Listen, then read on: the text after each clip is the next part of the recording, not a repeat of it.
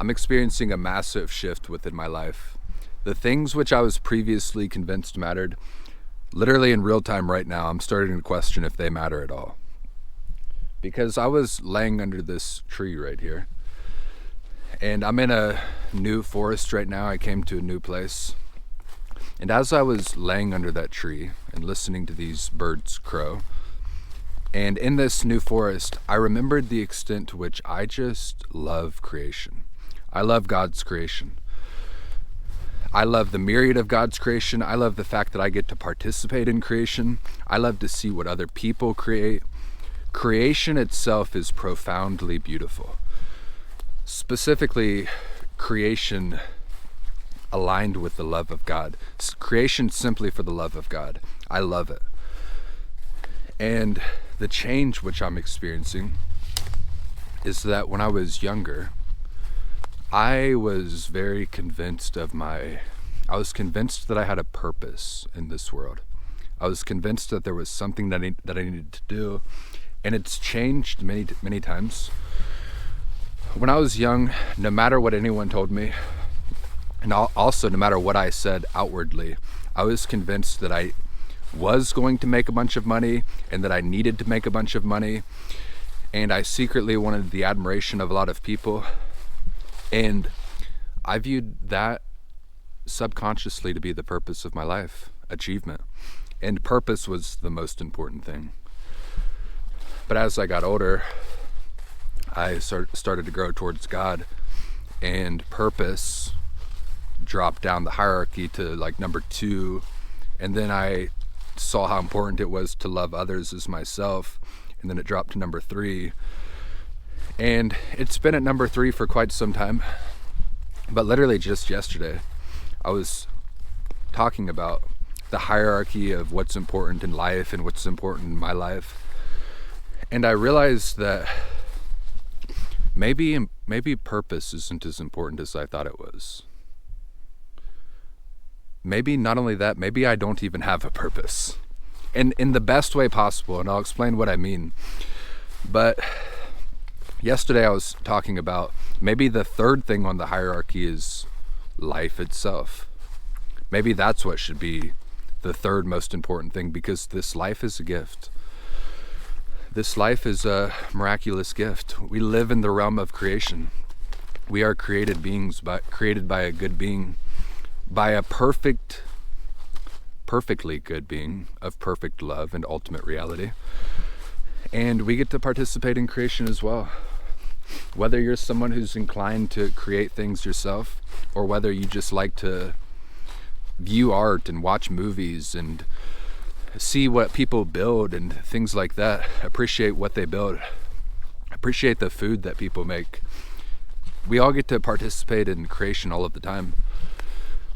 And just life itself, walking through nature, it's a form of creation.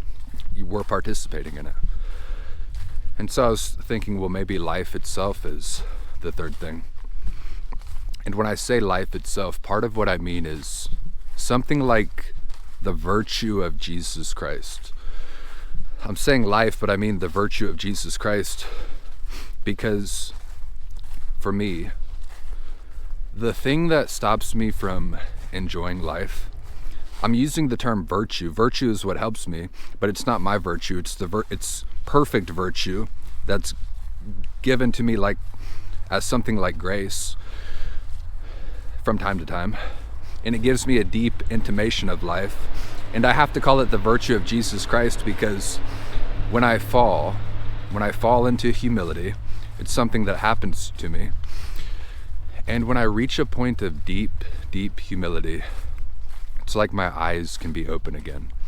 And I can see the world like a child. I can experience the world like a child. And that's not to say I can be childish, but rather I can simply live like a child, fully immersed in the present moment.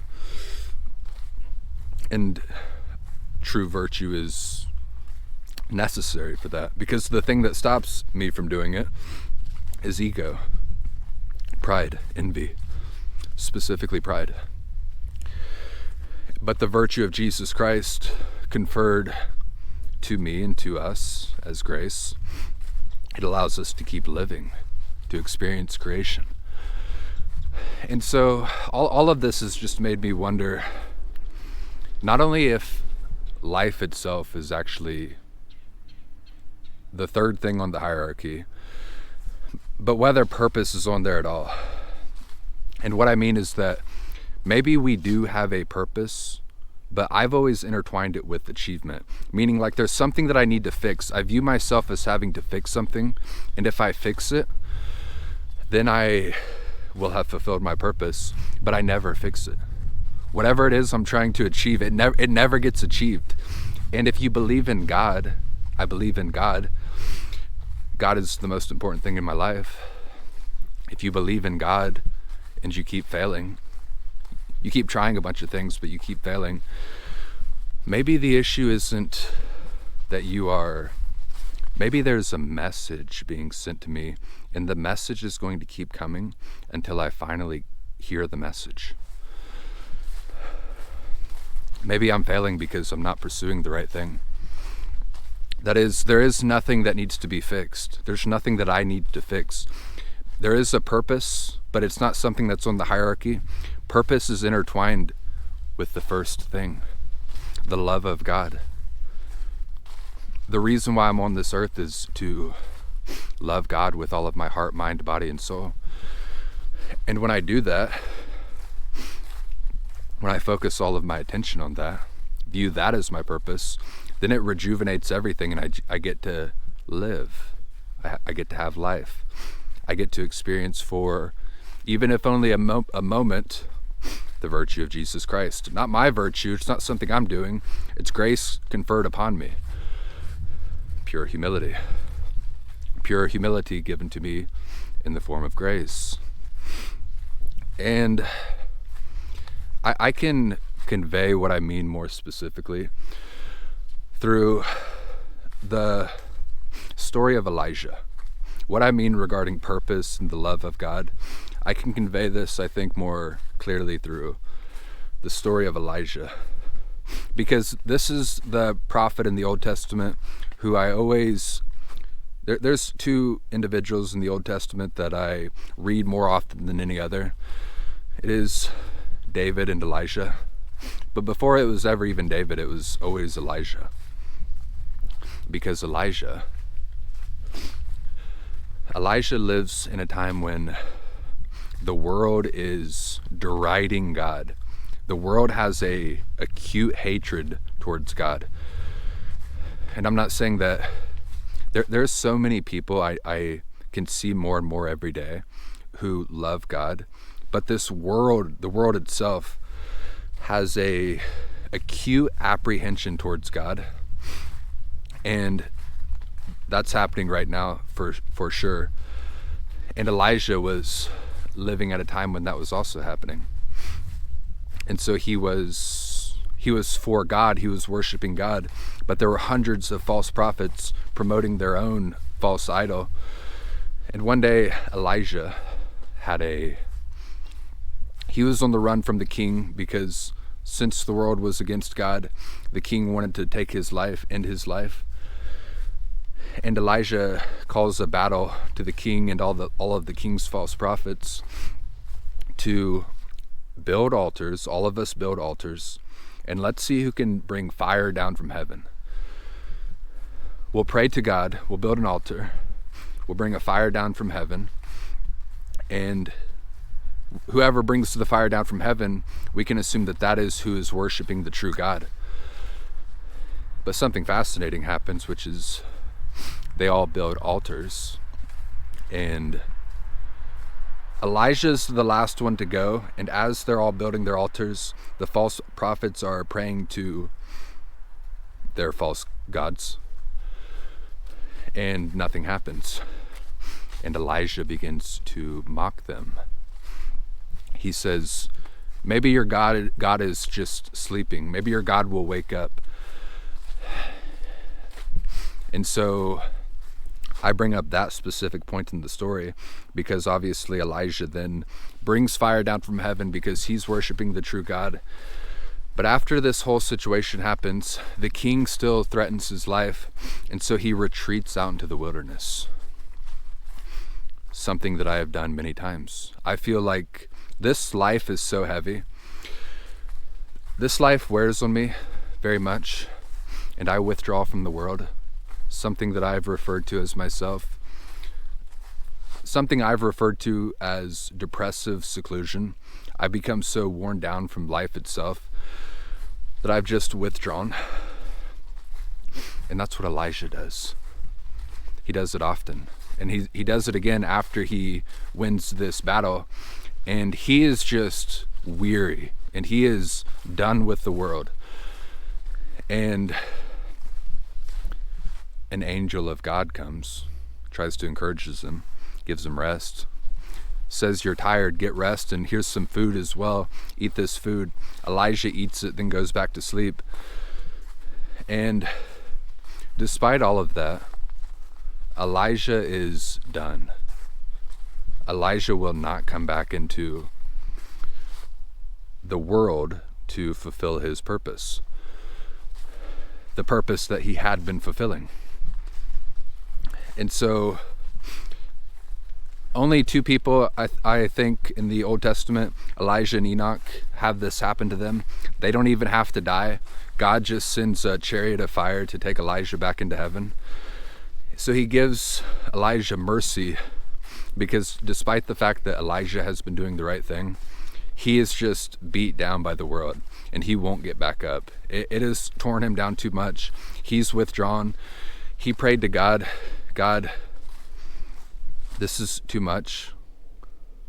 Please take me from here. He prays to God to end his life. And after the encouragement, it doesn't work, so God gives him mercy, takes him out of the world. And I bring that up because what is Elijah's purpose? What is Elijah's purpose right there? Well, he was mocking the false prophets, and he won the battle, he achieved, and then after reaching the mountaintop, doing what he was supposed to do, while being boastful, I don't think that being boastful was good. I only say that because I'm a person who does that as well. If I'm achieving, even the issue with me achieving and thinking that my life has certain purpose, every time that I've achieved, it's given me pride, and then I fall again. And so there is a treachery to not falling, not deliberately going down into humility. Humilitas, humilitas, humilitas, humility. And so Elijah's purpose, the thing that he was fulfilling, it's not finished. Somebody still has to do it. And so he confers his own spirit to a new prophet named Elisha. And his purpose, the thing that he was doing, was loving God with all of his heart, all of his mind, all of his body, all of his soul. Even when no one else in the world was doing it, Elijah was doing it. And now that Elijah has withdrawn from the world, somebody has to keep doing it. Otherwise, the light is just going to go from the world. And so Elisha takes over, a new prophet. And so I bring that story up because it paints a picture of what Elijah's purpose is, what I am now believing to be. I won't say it for other people because everybody has to choose, but I am starting to believe that the purpose in this world isn't to do anything except love God. And that's what I believe for myself. And the nature of the love of God is, it's like when Jesus is in the wilderness fasting and he gets tempted by the devil. He says, men don't live by bread alone, but from every word that flows from the mouth of God. The truth of God, the love of God, it nourishes you. It's something that when you give yourself over to it, it gives back to you. It's also like Moses in the burning bush. The burning bush is a fascinating thing because the bush is on fire, but the bush is on fire with the fire of God, and the bush doesn't get devoured. The bush both things are happening at once. The bush is just on fire, but it's not a devouring fire. It just is what is. Right. The love of God. The love of God is more than enough for itself. Creation is profoundly beautiful. Getting to participate in creation is enough for its own sake. The worries of today, don't worry about tomorrow. The day is enough for itself. We still need to know that we're on the right path. There's a path that we have to walk in this world. I think that's why I've wanted to have a purpose, if only partially for bad reasons, because I've wanted bad things and I've been prideful, but also so that I can know whether or not I'm on the right path. But love can tell you if you're on the right path. I can just ask myself, is what I'm doing right now, no matter what I go through, no matter what job I'm working, no matter what my circumstances are, is this an expression of love? How can I make this an expression of love? How can I express love in all that I do? And if you can properly answer that question, if I can properly answer that question and grow in love, then I'm on the right path. And the day is enough for itself. And participating in creation is more than enough for itself. And life is more than enough for itself. There doesn't need to be extra things. The Garden of Eden, everything in the garden is good. God doesn't create bad things. God only creates good things. Right. Right. And so this is what I'm learning at the moment. I am talking through this in real time. Sometimes this life burns me out, but it's never the love of God that burns me out. The love of God is what nourishes me. Life is heavy. It's oddly enough, it's never giving that burns me out. Giving somehow nourishes me. It's better to give than it is to receive, right? Love God with all of thy heart, mind, body, and soul, and strength. Love others as yourself. And that is enough for the day. And that's all that I have. Goodbye.